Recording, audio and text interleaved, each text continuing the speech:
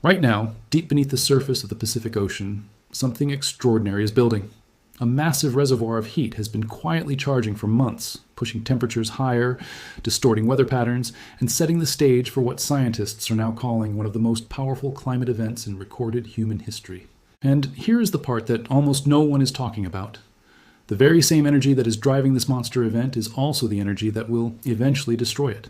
Not slowly, not gradually, but in a violent, rapid, self-triggered collapse that will flip the Pacific from scorching heat to a cold phase faster than most climate models ever predicted. This is the story of the 2026 Super El Niño, and what happens the moment it breaks apart. To understand why this event is different from anything that came before, the Pacific Ocean goes through a natural cycle driven by changes in wind patterns and ocean temperatures. In normal conditions, powerful trade winds blow from east to west across the tropical Pacific, pushing warm surface water toward Indonesia and Australia. Cold, deep water then rises to replace it along the South American coast. The ocean breathes. The atmosphere responds. Global weather stays within a somewhat predictable range. But sometimes those trade winds weaken. And when they weaken, that enormous pool of warm water that had been pushed westward starts sliding back east. The thermocline, the invisible boundary layer, separating warm surface water from the cold, deep ocean, gets pushed downward in the eastern Pacific. Cold water can no longer rise to the surface. Temperatures in the central and eastern Pacific begin climbing. El Niño has begun. A regular El Niño already reshapes global weather significantly. Droughts hit Australia and parts of Southeast Asia.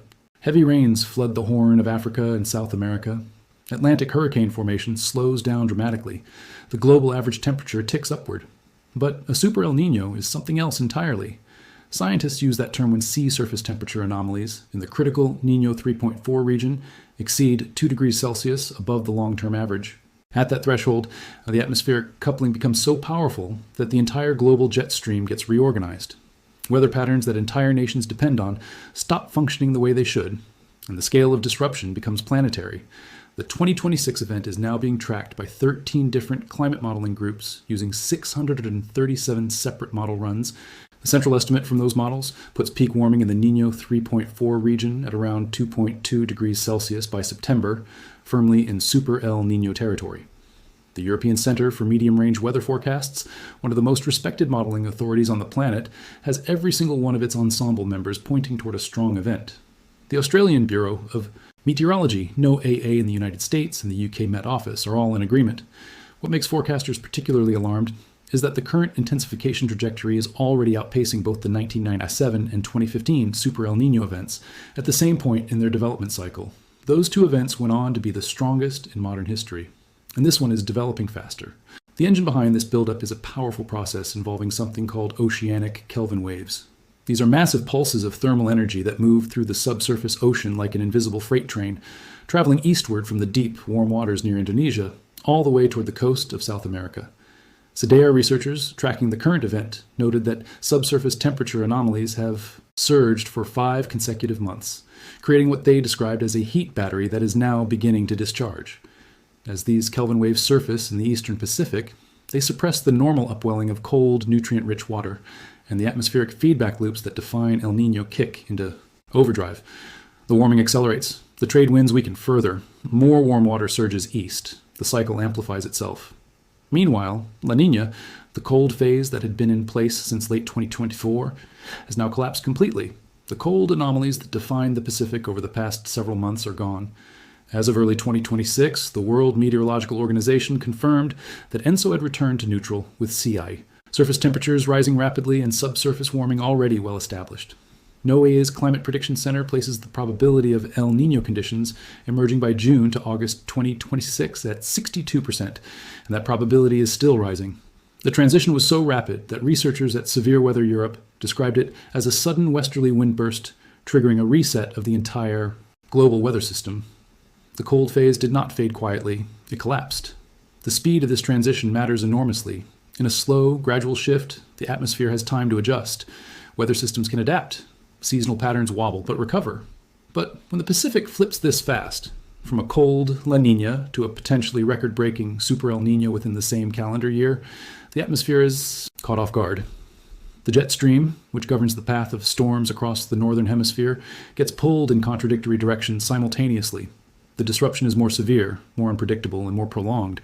And the regions that feel the consequences most strongly include those that are geographically far from the Pacific, places like the United Kingdom. The United Kingdom does not sit on the Pacific Ocean. It does not experience El Niño the way Peru, Australia, or the Philippines do. But that does not mean it escapes the consequences. What it experiences instead are what climate scientists call teleconnections, indirect effects that travel through the atmosphere, reshaping the jet stream over the North Atlantic and altering the kinds of weather systems that reach British shores. Professor Bill McGuire, Emeritus Professor of Geophysical and Climate Hazards at University College London, explained the basic principle clearly. The bigger the El Niño, the bigger its downstream impacts on global weather. And the mechanism through which the UK feels those impacts is the North Atlantic jet stream. During a strong El Niño, the jet stream over Europe and the UK tends to be altered in ways that increase the probability of unusual weather patterns. There are two opposing effects at play simultaneously. On one hand, El Niño years have historically been associated with a higher likelihood of colder than average winters in the United Kingdom, because changes in atmospheric pressure gradients can increase the probability of polar air masses sweeping southward into Europe. On the other hand, a warmer Atlantic Ocean, already running at record temperatures independent of El Niño, creates the conditions for more intense Atlantic storm systems, potentially delivering unseasonably warm spells, heavy rainfall, and volatile storm. Tracks through the winter months. Neither outcome is guaranteed. The relationship between El Niño and UK weather is probabilistic, not deterministic, but the probability of something unusual is significantly elevated. There is also a timing effect that most people overlook. El Niño peaks between November and January in the tropical Pacific, but the maximum global surface temperature response lags that peak by approximately 3 months. This means the worst heat amplification does not arrive until early 2027. Carbon Brief, which aggregated data from 5 major global temperature monitoring groups including NASA, NOAA, the UK Met Office, Hadley Center, Berkeley Earth, and the Copernicus Climate Change Service, made the projection explicit. If a super El Niño develops in 2026, it is likely that 2027 will set a new global temperature record. The year 2024 currently holds that record, having reached more than 1.5 degrees Celsius above pre-industrial levels for the first time in history. 2027 could shatter it. The UK's most pronounced effects may therefore not arrive until months after the Pacific event appears to have peaked and begun cooling. And this is where the self-destruct mechanism becomes critical to understand. The same storms, the same convective systems, the same massive release of energy that makes a super El Niño so powerful also constitutes its undoing. Through a process called atmospheric venting, the intense thunderstorms and cloud systems that form over the warm Pacific surface continuously transfer heat from the ocean into the atmosphere above. The ocean is effectively exhaling. Every storm pulls thermal energy upward. Every convective tower releases heat that was stored in the deep Pacific water and disperses it across the globe. This is precisely why global temperatures spike during El Niño. Years, the ocean is releasing its stored warmth, but that release cannot continue indefinitely. Once the reservoir of heat in the eastern Pacific is exhausted, the dynamics reverse. The ocean surface begins to cool. Trade winds, which had been suppressed for months, suddenly surge back to life with renewed force. And when those trade winds return, they push the remaining warm surface, water back toward Asia and Indonesia. That westward push allows upwelling to begin again on the South American side. Cold water from several hundred meters below the surface gets drawn back up to the top, rapidly chilling the central and eastern Pacific. The thermocline bounces back. Sea surface temperatures plummet, and the transition from El Niño to La Niña begins. In historical data, going back to 1970, 4 out of 5 recorded super El Niño events were followed immediately by a La Niña the very next year. That is not a coincidence. It is a physical consequence of the mechanics described above. The more extreme the El Niño, the more completely it drains the Pacific heat reservoir, and the more dramatically conditions swing in the opposite direction once the venting is complete. A super El Niño does not simply end, it collapses into its own opposite. The intensity that defined it becomes the energy that destroys it. Scientists at the Fox Forecast Center describe the moment of reversal clearly. Once the ocean surface begins to cool, the trade winds that had weakened or reversed surge back to life. Those winds then push the remaining warm water westward, enabling upwelling that pulls cold water from depth back to the surface, rapidly chilling the Pacific in a matter of weeks rather than the months that would normally be expected. If the pattern of the previous 5 super El Niños holds for 2026, the return of La Niña is likely by 2027, arriving faster and harder than it would following a moderate event. What does a La Niña return after a super El Niño collapse actually mean for the world? It means a rapid and dramatic reversal of almost every weather anomaly that El Niño created. Regions that baked under drought during the warm phase suddenly face surplus rainfall. Places that experienced flooding reversed to dry conditions. The Atlantic hurricane season, which El Niño had been suppressing, gets unleashed with full force once La Niña returns and removes the wind shear that had been stifling tropical development. The northern United States and Canada face colder, wetter winters. Australia and Southeast Asia receive heavier rainfall. Global average temperatures, which had been pushed to record levels by the combined force of El Niño and human-driven climate change, begin to ease slightly as the Pacific shifts into its cool phase. But here is what makes the post-Super El Niño La Niña uniquely dangerous compared to ordinary La Niña events. The atmosphere it arrives into is not the same atmosphere it left. 2 to 3 years of record heat, altered jet stream patterns, disrupted seasonal rhythms, and ocean temperatures that have been pushed to extremes have left the entire global climate system in a highly sensitized state. When La Niña returns to a world that has already been destabilized by a record-breaking warm phase, its cold phase effects are amplified. Normal La Niña patterns, droughts in parts of South America, heavy monsoons in South Asia, cold snaps in North America, all become more extreme, more persistent, and more damaging than they would have been had they followed an ordinary El Niño. For the United Kingdom, the return of La Niña following a super El Niño peak carries a specific set of risks. Historically, La Niña conditions have been associated with a higher probability of colder winters for the UK. The cold phase can tilt the jet stream in ways that increase the likelihood of Arctic or continental cold air pushing southward over Britain. The 2020 to 2023 La Niña, which ran for an unusually extended 3-year period, demonstrated how prolonged cold phase influence could amplify drought and flooding in different regions simultaneously. UK forecasters noted at the time that La Niña was increasing the chances of westerly winds and elevating the risk of storms and heavy rainfall across Britain, while also raising the probability of colder early winter conditions. There is also the matter of the Atlantic Ocean itself. Independently of ENSO, the North Atlantic has been running at record-high surface temperatures for several consecutive years. This creates an additional layer of complexity for UK weather prediction, because an anomalously warm Atlantic provides energy to atmospheric systems, regardless of what the Pacific is doing. When a La Niña-induced cold pattern encounters a supercharged Atlantic, the interaction can produce weather extremes that neither system would generate alone.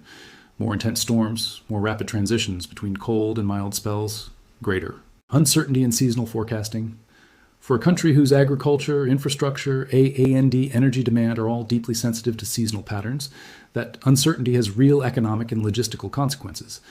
The broader global picture after a Super El Niño and La Niña reversal also cannot be ignored. A study published in Nature in 2024 found that the impacts of ENSO on weather patterns around the world will worsen under ongoing climate change. The teleconnections that carry El Niño and La Niña effects to distant regions, including Europe, are intensifying as the planet warms. Regions that already see their weather disrupted by ENSO can expect those disruptions to become more extreme. This means that what was historically a significant but manageable pattern of variability is becoming a more destabilizing force in the global climate system with each passing decade. The 2026 event is also arriving against a backdrop that should give pause to anyone watching closely. The first 3 months of 2026 ranked as the 4th warmest start to any year in recorded history, despite the presence of a La Niña that would normally suppress global temperatures. Arctic sea ice set a joint record low for its winter peak in March 2026, tying with the previous year. The planet is warming at an accelerating rate. And into this already sensitized system, a potentially record-breaking Super El Niño is now developing. Some climate models suggest that global monthly temperature anomalies could briefly. I touched 2.0 degrees Celsius above pre-industrial levels for the first time in history during the peak of this event. That would not be just a climate record. It would be a threshold that scientists have warned about for decades. The Union of Concerned Scientists put the convergence in stark terms. El Niño is a natural oscillation in Earth's climate system, but we now live in a changed world due to the burning of fossil fuels. The planet's ocean and atmosphere system is fundamentally different from what it was in 1997 or even 2015. El Niño and La Niña events are becoming more intense in their temperature anomalies. Their downstream effects on regional weather are strengthening, and the baseline global temperature on which they operate is already at unprecedented levels. A Super El Niño in 2026 is therefore not the same animal as a Super El Niño in 1998, even if the Pacific temperatures look identical on a chart. For people living in the United Kingdom, the message from all of this is not one of immediate catastrophe. El Niño does not deliver Pacific-style floods to Britain. It does not bring the direct coastal destruction that Ecuador and Peru face. What it does is make British weather more erratic, more unpredictable, and more prone to extremes at both ends of the temperature spectrum. Milder winters become possible, but so do sudden cold snaps, driven by a disrupted jet stream. Wetter autumn and early winter conditions become more likely, and all of this takes place against a backdrop of climate change that is independently pushing UK temperatures and weather patterns toward territory that has no historical precedent. The self-destruct mechanism at the heart of this story is not a failure. It is a feature of how Earth's climate system manages energy. El Niño accumulates oceanic heat over years, releases it explosively into the global atmosphere, and then collapses once that energy is spent. La Niña follows as the system overcorrects in the opposite direction. The ocean and atmosphere reset, and then the cycle begins again. What has changed is the environment in which that cycle operates. The baseline has shifted. The ocean stores more heat to begin with. The atmosphere above it is already warmer, and each cycle of charge and release now operates at higher energy levels than any that came before in recorded history. The 2026 Super El Niño will peak. It will vent its stored energy into the global atmosphere. Global temperatures will spike. Weather patterns across the world, including in the UK, will become more volatile and harder to predict. And then, faster than most people expect, it will collapse. The trade winds will return. The cold water will rise. La Niña will follow. And the world will enter the cool phase of the cycle in a state of atmospheric destabilization unlike anything a previous La Niña has ever inherited. What comes next will be shaped by how extreme the peak turns out to be, how fast the collapse happens, and how much additional forcing the human-altered climate system adds on top of natural variability. Scientists will be watching every data point, and so should the rest of us.